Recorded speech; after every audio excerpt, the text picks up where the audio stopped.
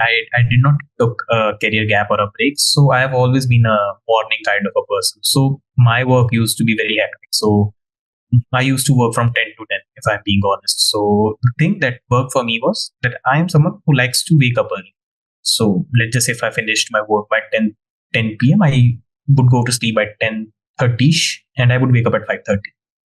And I would have good solid 2 to 3 hours for myself to prepare, to learn things or to work out in the morning. So that's how I worked out. And also I made the most out of my weekends.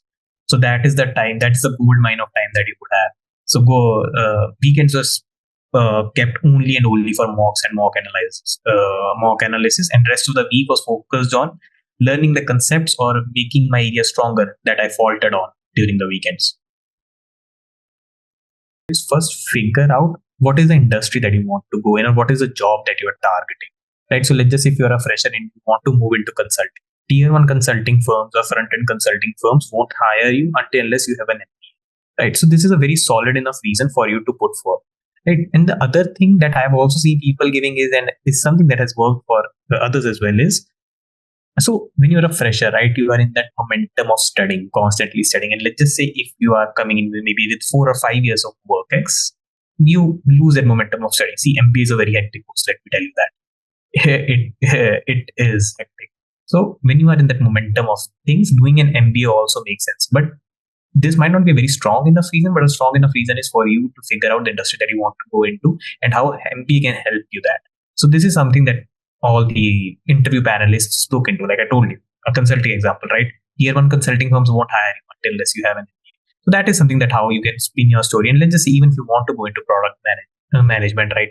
And you are from an engineering background, so you could tell them like, okay, I have an engineering background, I have the relevant work ex, I have the relevant internships. Now I want to fast track my promotion to a product manager, and that is why I'm looking for an MBA. An MBA will help me complement all the skills that I've gained, maybe in my undergrad, maybe in my engineering or in my commerce or arts or anything for that matter.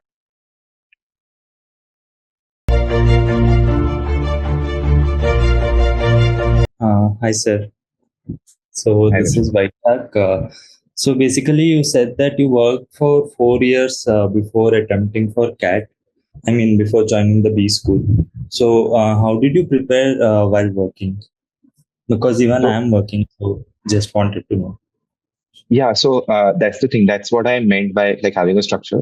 My strategy was trying to like do the question, like whatever I had planned during the day before I went to office. So my office used to start fairly late at 11. So whatever time that I have to give, right? Like whether it's 2 hours or 3 hours, I wake up that early and try to cover that. Because I realize that often once you come back from office, you don't have that level of motivation to study. So that's why I tried to like do it in the morning. But whatever was left over, obviously I tried to like come back and do it also. And that's why I kept weekends for specifically for mocks, because that gave me a full day to actually give a mock and analyze it fully. So one of the students is asking that how did you deal with your failures? Means if you are giving mocks, so someday you could have scored a higher percentile such as 98 or 99 or 97, but some days would have been just opposite of that you are reaching 85 or sometimes 80 or less. So how did you deal with that? Yeah, that's a very good question. And honestly, I think the only mantra or like, I know it's general gyan, but it is about trusting the process. See, if you have reached a stage where you are scoring a good percentile, right? Even if you have like, I had 2 weeks where I had like four consistently bad mocks, and that is obviously very demotivating. But you have to look at from the lens that if I have done well in 5 mocks before this, there is no way my preparation that I have done has led me to a failure now. Like I am never going downhill. So trust that process, that effort will compound and gradually you'll see those results. And honestly, sometimes a bad mock can do more for your CAT preparation than a good mock. Because when you do a bad mock, you have to go and analyze a lot more things. Maybe you learn a lot more things from that. So the only motivation was, thank God this is wrong today and not on the actual CAT paper.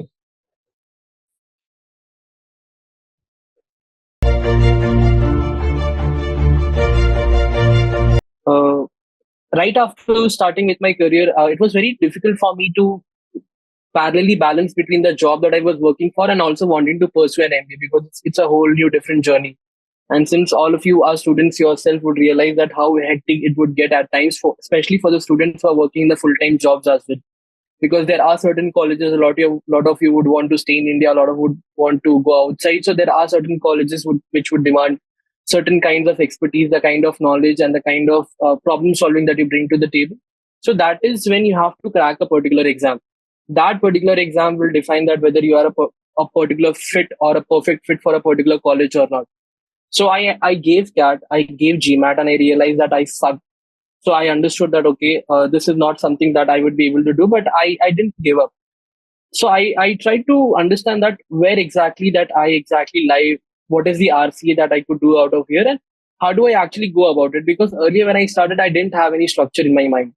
I was basically all over the place. I just wanted to crack the exam without having a clear mindset, a roadmap as to how should I go about it. So that's when I tried to frame a proper roadmap and a proper strategy for the entire year. So I knew that maybe my quant is weak, but I knew that my verbal section is quite good. So that's when I emphasized on focusing more on the quant side, because I knew that I'm not saying that verbal is good. I'm saying that verbal is very subjective at times. And irrespective of how good or how much you read, you would never know that how the verbal paper will go for you. Since that the kind of continuous reading you have to imbibe in yourself, because verbal can't be inculcated in like 2 to 3 months. You have to keep on practicing verbal. So that's when I shifted my focus in the quant and in the qualitative section, where I tried to work on areas such as my AWA and the quantitative side. And over the span of years exactly, I would say that 6 to 7 months, where I rigorously practiced, where I came back from work, I tried to squeeze out some time for myself, try to read for the CAT preparation. I applied for ZAT as well, and I applied to GMAT as well. So a couple of exams turned out to be in my favor, and I think that the ISB turned out uh, as a college which I even wanted to go. It was my first preference as well, and even though I got a lot of shortlists, but I ended up going to ISB. So my strategy involved that I read a lot. Even our professors here at college, they emphasize a lot on reading. So you have to make sure that every day, 10 to 15 minutes, you read anything, be it newspaper, be it magazine, be it in shorts, read an article. I think the kind of practice that reading brings to you, I think it's beyond explanation, and there's no substitution to reading. I think you have to read a lot in order to understand, because reading is also related with a lot of comprehension, how quickly you are able to grasp things, how quickly you are able to decipher and bring on facts out of reading. I think that is also very important. So these were my couple of strategies as to how should I go about quant particularly, and verbal would need a lot of practice, because there can be skeptical times when you don't know that how whether the answer that you have committed is right or wrong. So it has to be very generic that way, and especially for the students who are preparing for GMAT. So GMAT is a very adaptive sort of paper, as you guys must already be knowing that the kind of preparation that you do and the kind of preparation that reads in the examination is absolutely different. You can be a very top-notch student, but let's say on the day of examination, if one of the questions turn out to be wrong, you can see that the level of questions, the difficulty of the questions are decreasing.